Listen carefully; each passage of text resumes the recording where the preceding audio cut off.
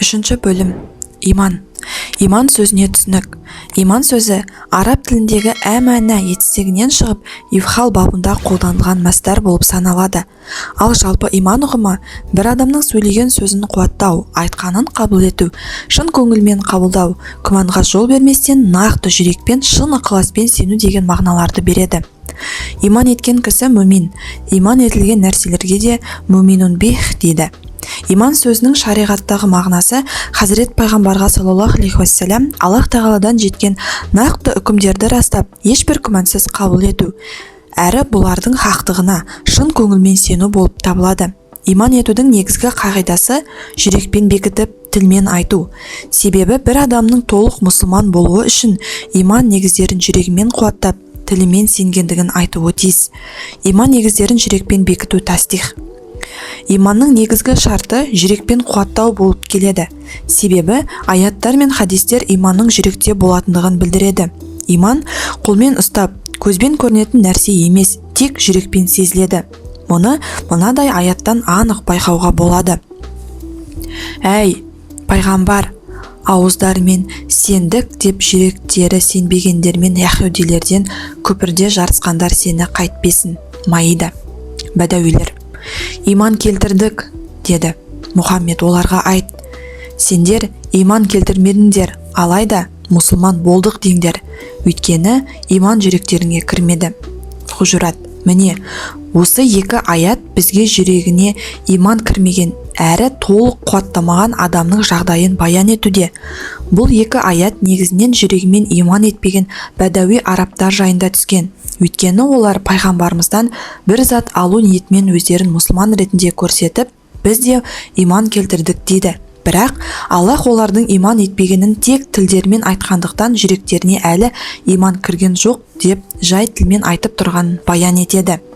Ал мына аят, міне солардың жүректеріне Аллах иман жазған, әрі оларды өз жағынан бір нұрмен қолдаған.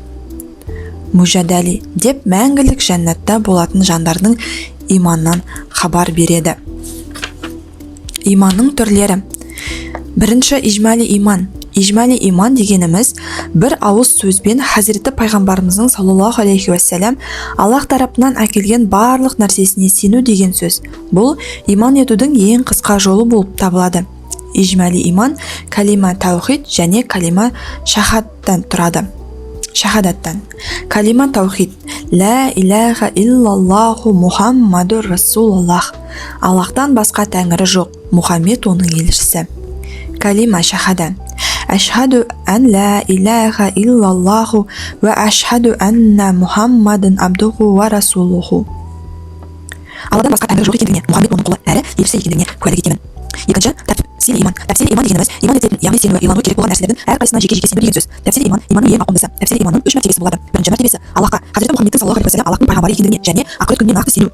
Тәфсил иманның бірінші мәртебесі ижмали иманға қарағанда ақыретте сенуді қосып айтумен ерекшеленеді. Екінші мәртебесі әмәнту биллах, яғни Аллахқа, Аллахтың періштелеріне, кітаптарына, пайғамбарларына, ақырет күніне өлгеннен кейін қайта тірілуге, жәннат пен жаһаннамның бар екендігіне, тағдырға, жақсылық пен жамандықтың Аллахтан екендігіне сену.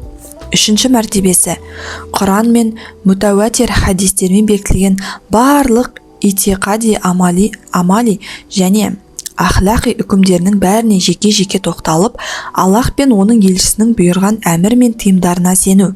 Мысалы, намаз, ораза, зекет, хаж секілді парыз амалдарға, халал мен харам амалдарға шын жүрекпен сену тәфсили иман болып саналады.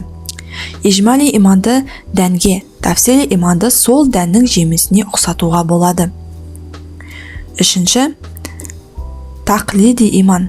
Тақлиди иман дегеніміз әке-шешеден, ұстаздан, немесе өмір сүріп жатқан ортамыздағы адамдардан естіп, олардан көріп үйреніп, соларға еліктей отырып келтірген иман. Бесінші, тақиқи иман. Тақиқи иман дегеніміз дәлелдер арқылы Аллахтың бар және бір екендігіне иман ету. Сондай-ақ Аллахтың жер бетіне жіберген діні ислам дінін барлық жағынан шынайы деп қабылдай отырып иман ету. Мысалы, американдық ғарышкер Армстронгтың аспан әлемінде азанның дауысын естіп, артынша исламды қабылдап иман етуіне тақиқи иман деп айтуға болады. Ғайыпқа сену. Иман етудің маңыздылығы. Ислам діні бойынша ең қуатты иман ғайыпқа сену, яғни көрмеген нәрсесіне сену деген сөз. Бұл да Аллахқа және оның елшісі Хазіреті Мұхаммедке саллаллаху алейхи уассалям оның әкелген хабарларына шын жүректен күмәндаспастан сенумен жүзеге асады.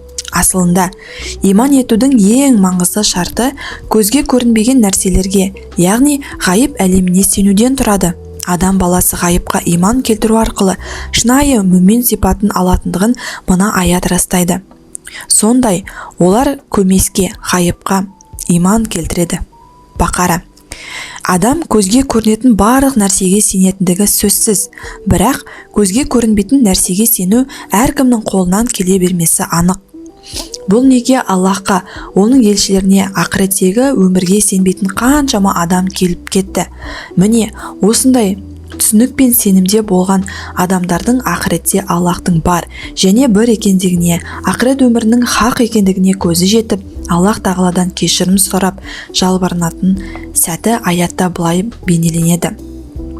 Күнәһарлардың Раббыларының жанында бастарын иіп, Раббымыз, көрдік, естідік, енді бізді дүниеге қайтар, сәлих амал етейік. Рас, нандық дегендерін бір көрсең. Сәжде. Иманның сахих қабыл болу шарттары. Екі дүниенің де бақытты иманнан, бірақ та осы иманымыздың Аллахтың назарында қабыл болуы және болмауы біздің ниетімізге байланысты. Сонымен қатар, иманның қабыл болуы үшін кейбір жайттарға баса назар аударған жөн. Иманда үмітсіздік болмауы керек. Иманға келген қандай да бір кісі соңғы демінде немесе жан алқымына келгенде иман етсе, иманы жарамсыз болады. Өйткені бұл шарасыздықтан, Аллахтан және өлімнен қорққандықтан иман етіп отыр. Ислам мұндай иманды қабыл етпейді. Исламның біздерден талап ететін иманы ғайыпқа сену, және бұл иман үмітсіздік пен қызылтаяң сәтке ұшырамай тұрғанда болуы керек. Себебі, Аллахқа сенбейтіндер жан алқымға келгенде Аллахтың ұлылығы мен азаптың хақ екендігін көреді. Бұл жайында аятта. Ал енді азабымызды көргенде, жалғыз ғана Аллахқа сендік, сондай-ақ оған ортақ қосқан нәрселерімізге қарсы келдік, дейді. Бірақ азабымызды көргендегі сенімдері оларға пайда бермейді. Өйткені Аллахтың құлдарына байланысты болып келе жатқан жолы осы. Бұл жерде кәпірлер зиян көреді. Ғафыр. Мүмін кісі ислам дінінің әкелген нақты үкімдерімен бекітілген заңдылықтарының ешбірін жоққа шығармау керек. Иман әртүрлі күмәннан арылуы тиіс. Пенде иман негіздерімен сену керек болған діни әмір мен қиындардың қандай да біреуі жайында күмәнданбау керек. Мүмін Аллахтың рақымында үмітсіз азабына бейқам қарамауы керек. Яғни мұсылман адам қорқыныш пен үміт арасында өзін ұстауы тиіс. Мүмін кісі еш уақытта менің иманым бар, өмір бойы құлшылық етіп енді жәннатқа барамын деп өзіне сенімді ме? Немесе керісінше, мен өте көп күнә істедім, енді Құдай мені кешірмейді, барар жерім тозақ деп Аллахтың рақымынан үмітін үзбеуі де қажет. Мұндай сезімге берілу мұсылман кісінің иманнан шығуына себеп болады. Тыйым салынған үлкен күнә істеудің үкімі. Аят пен хадис арқылы қатаң түрде тыйым салынған амалдардың үкімі үлкен күнәлар, кәбәйір деп аталады. Сонымен қатар, кейбір амалдарға тікелей қатаң түрде тыйым салынғанымен, олардың да үлкен күнәға жататындығын білдіретін аяттар мен хадистер кездеседі. Ғалымдардың басым бөлігі күнәларды үлкен және кіші деп бөліп қарастырады. Дегенмен, кейбір ғалымдар күнәнің үлкені де, кішісі де болмайды дейді. Ал әхлі сүннеттің сенімі бойынша күнәлар үлкен және кіші болып бөлінеді. Күнәлардың ең үлкені Аллахқа серік қосу екендігі аятта ашық түрде баян етіледі. Хадистерде үлкен күнәлардың сандық мөлшері жайында түрлі деректер берілгендіктен ғалымдарымыз да бұл мәселеде әр қандай пікір айтады. Хазіреті пайғамбарымыздың Мұхаммед саллаллаху алейхи уассалям бір хадисі шәрифінде: сіздерге үлкен күнәлардың ең үлкенін айтайын ба? Олар Аллахқа серік қосу, ата-анаға қарсы келу және жалған куә жасау. Бұхари, Муслим. Бұл хадисте үлкен күнәні үшеу деп айтса, мына хадисте жетеу екендігін білдіреді. Азапқа ұшырататын 7 күнәдан сақтаныңыздар дегенде сахабалар, олар не? деп сұрады.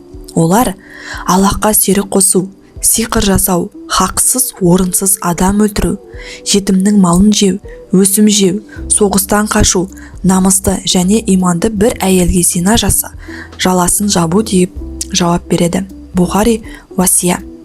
Ахли сүннет бойынша үлкен күнә істеген кісі мүмин болып, тек істеген күнәсі үшін күнәһар аталады. Ақыретте істеген сол күнәсі үшін жаза шегіп, соңында жәннатқа барады. Сондай-ақ, істеген күнәсі үшін бұл дүниеде тәубе етсе, Аллах кешіруі мүмкін, қаласа жазалауы мүмкін. Алайда, оқырмандарымыз бұл жерде мынадай заңды сауал қою мүмкін. Үлкен күнә істеген, өмірінде амал етпеген мұсылманды Аллах қалайша жәннатқа кіргізеді? Бұл әділдікке жатпас. Бұл былай жауап беруге болады. Біріншіден, біздің сеніміміз бойынша амал иманның бір бөлігі емес. Екіншіден, Аллах тағала Құранда былай дейді: Аллах мүмін ерлер мен мүмін әйелдердің астарынан өзендер ағатын. Олар онда мүлде қалатын бақшалар және ғадн жәннатында көркем орындар уәде етті. Ал Аллахтың разылығы өте зор табыс. Тәубе. Яғни, мүміндерге жәннатта уәде еткен Аллах қалайша мүмин құлын мәңгілік жаһаннамда қалдырсын? Себебі, мәңгілік жаһаннам көпірге барғандарының еншісінде. Үшіншіден, пайғамбарымыз саллаллаху алейхи уассалам былай дейді: жүрегінде титтей иманы болып, ла илаха иллаллах, Аллахтан басқа тәңірі жоқ деген адам жаһаннамнан шығады. Бухари китабул. Мұсылмандар пайғамбарымыздың саллаллаху алейхи уассалам дәуірінен бастап қазіргі таңға дейін мұсылман болып, үлкен күнә істеген өлген бауырларының туыстарының жаназасын шығарып, олар үшін Аллахтан жарылқау тілеп дұға етуде. Негізінде, кәпір болып дүниеден өткен кісілер үшін тәубе Аллахтан жарылқау сұрауға болмайтындығы Тәубе сүресінің 113 аятында айтылған. Егер үлкен күнә істегендерді кәпір деп есептегенде жаназасын шығармай, дұға етпей, оларға Құран да оқылмай, истиғфар тілемейтін еді. Әй мүміндер, Аллахқа шынайы тәубе қылыңдар. Раббаларың жамандықтарыңды жойып, астарыңнан өзендер ағатын жұмақтарға кіргізуді үміт етіледі. Тахрим.